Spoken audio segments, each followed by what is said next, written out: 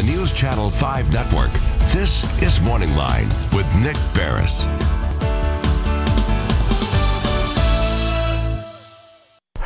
Good morning, everyone. Thanks for joining us on MorningLine on this Tuesday. Nick Barris here, and really, this morning we're going to be talking about maybe how you can help, how you can get involved. Thanksgiving just a couple of days away. So much going on in this great city.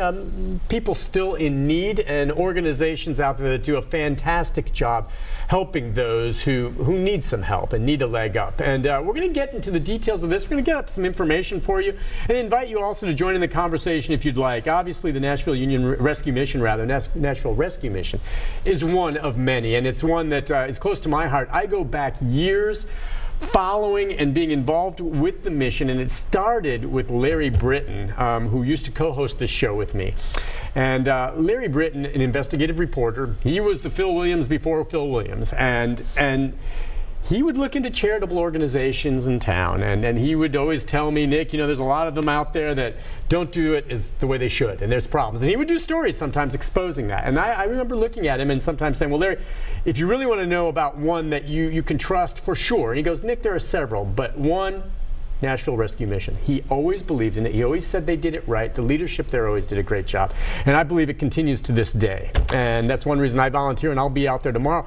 We're going to talk about that and talk about the issue of the group that they serve there and how things are changing in the city of Nashville with Reverend Glenn Cranfield. Good morning to you, sir. Good morning, Nick. Nice to see you. You are president and CEO of the Nashville Rescue. And when he sat down, I was saying about Larry and Reverend Carl Reesner, who years ago, and for years and years and years, built that up. And that man's a legend. And he earned Larry Britton's respect, which is saying a lot. And a good man, someone that Larry always trusted and thought the most of in this organization. Yes, Carl Reesner was incredible. And of course, he's gone on to be with the Lord now, but just phenomenal. His love and his passion for the work that he did was unmatchable. And he's not only known well in Nashville, but across the country in rescue mission work. And people ask me about, are we continuing the pattern and the pathway that he set forward? And we are. We're doing it with integrity and doing it with grace and doing it with wisdom. And I'm really proud of our board of directors and all of those that are really following after the footsteps of folks like Carl to say, what a great start. Now let's continue on. And my thought is that one day in heaven, Carl will be proud of what's happening today based upon what he started years ago. I can't help but think, he's looking down and he's seeing how things and the resources and how things have changed. Well, what do you think he would be most surprised of right now? I think he probably would wish in his heart of hearts that the rescue mission wasn't needed anymore. I think that's true. Meaning, like, he loves it, but then if it wasn't needed, because we know, the group it serves. Absolutely. I think he would be astounded by the sheer numbers. 800 to 850 per night. Is that right? 800 meals a day, just on any given day. And I think those things, one of the largest rescue missions across the United States, and I think that would really astound him. It astounded me when I came to Nashville to check this out. And a lot of cities like Dallas and LA and Denver and Houston, the largest cities, have multiple rescue missions. And so Nashville really is kind of in that size of a market where we have one, but everyone seems to come into the one, and it makes it one of the larger ones. Yeah, the facility itself is large enough to accommodate those numbers. I don't even know, what is the square footage of that? It's over there off Lafayette if you've not been there. But you know what? Architecturally, it's a lot. It's a lot. Okay, I don't want to put you on the spot, but it is big, and it's an old Sears building. It's an old Sears building there, and so you have sleeping quarters. Yes. Correct, and then you have the dining quarters, and there's an auditorium there. Will there be a graduation again tomorrow? There is a graduation for those that are on the 12-month life recovery program. We have the graduation on the Wednesday prior to Thanksgiving every year. In fact, we have graduations every month, but always in November. It's the Wednesday before Thanksgiving. An incredible time. I always stick my head in there when I get there. Phenomenal testimonies and stories about how lives have been changed and transformed. This is what I used to be. This is what I used to do.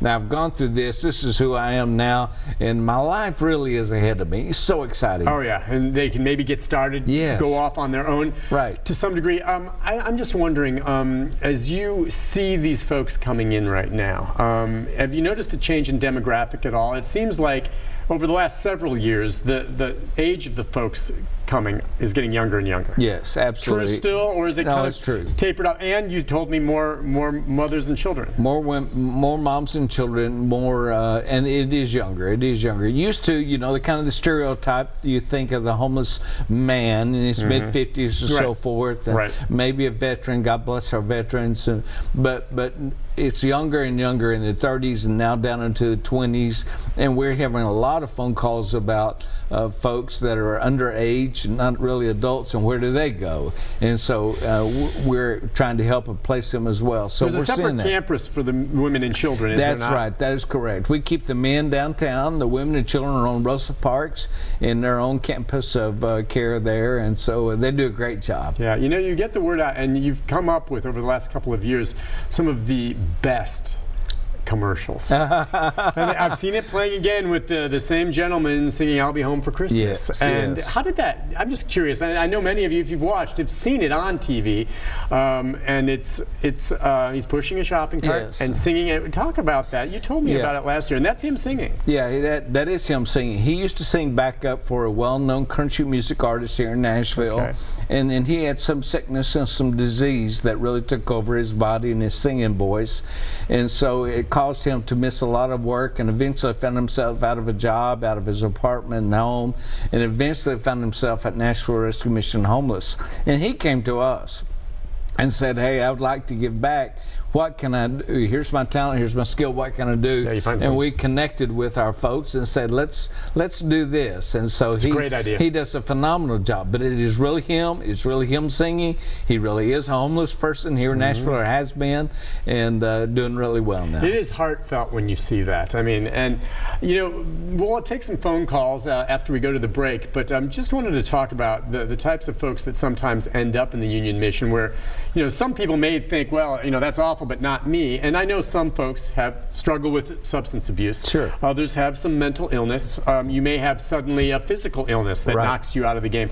But really, for a lot of us, we're just one firing from a job away from potentially, I mean, how many Americans, you know, get by but are living paycheck to paycheck? And if you really lost a job and couldn't find another one right off the bat, any one of us could end up potentially on the streets, unable to pay our bills, correct? Sure. You exhaust all of your savings, you exhaust all of your influence and all your relationship support. You know, over time we have family support, we have church support, but after a while all of that wanes, and then you're kind of left on your own. And so you find your place at a place like Nashville Rescue Mission, and thank God for a place like that, and Room in the Inn, and others that say, hey, we're here to help you. We want you to come in. We're going to help you get back on your feet, and we're going to get you back into productive living. Absolutely. Well, I can tell you this, and I'll see it again tomorrow when you're there serving meals.